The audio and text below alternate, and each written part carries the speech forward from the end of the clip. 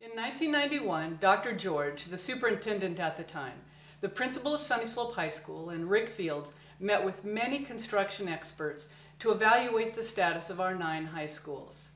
Given the enormity of the needed repairs and upgrades, it was decided that the total project would be divided into 3 phases.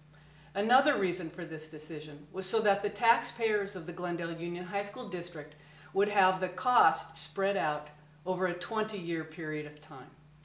I've asked Rick Fields, who is still involved with Glendale Union, to explain phases 1 and 2 and how they affected our schools.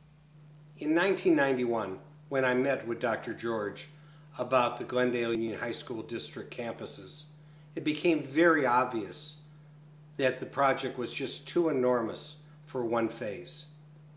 As Dr. Johnson explained, we broke this into 3 phases, and one of the major reasons is so that the project would not be a burden to our taxpayers. Phase 1 took place in 1995.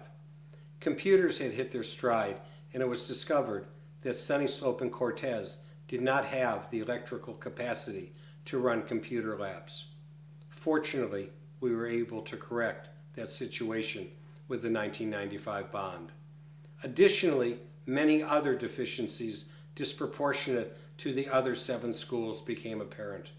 Therefore, the greatest portion of the 1995 bond money was used to rebuild these 2 schools. Sunny Slope was 40 years old, and there were no spare electrical parts made anymore to fix an electrical problem should one occur. New media centers were designed for these campuses, as well as addressing specific local problems. It was our thought at the time that if we can fix Sunny Slope and Cortez, then 10 years later we could address the needs of the other campuses, and 10 years after that we can address Thunderbird and Greenway's situation. Phase 2 took place in 2005.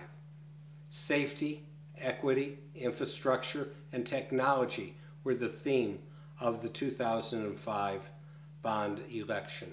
Approximately $9 million were spent on each campus. Air conditioning needs were addressed, as well as all-weather tracks. Bleachers and auditorium hardware were purchased, and safety glass was installed in our schools. Cafeteria needs and classroom needs were addressed at some schools, whereas other needs specific to each different high school was met.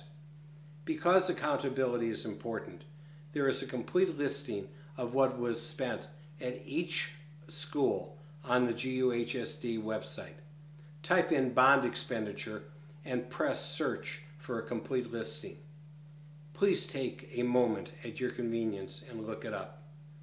During this period of time, we have been able to maintain a constant tax level for our taxpayers, and that is why we have divided Phase 3 into 3 different borrowing divisions, because we respect the taxpayer.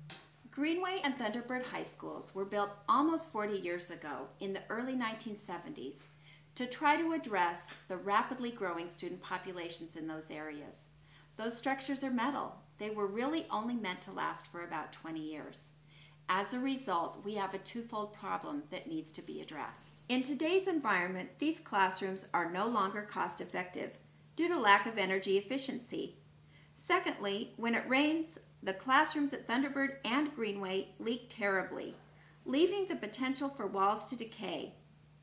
The walls now have gaps where the metal meets the concrete. In some areas, there is rust and the metal is separating. Did I mention the campus flooding? It is not a pretty picture. During this Phase 3, there are needs in addition to classrooms that will be addressed at Thunderbird, Greenway, as well as at the other 7 campuses. Restrooms will be remodeled, parking lots will be remodeled, the interiors of auditoriums will be remodeled, fire alarms will be installed, and a whole list of other items will be addressed. Just like at your home, periodic repairs need to be made. Some of you may have added additions to your home because needs have changed. This is just what we are doing, and the outcome will be a better environment for students. We want a school we can be proud of. We want to stop the flooding. We want our roofs to stop leaking. We want our school campuses to be safer. We want a safe environment for our schools. We need your help. Please vote yes!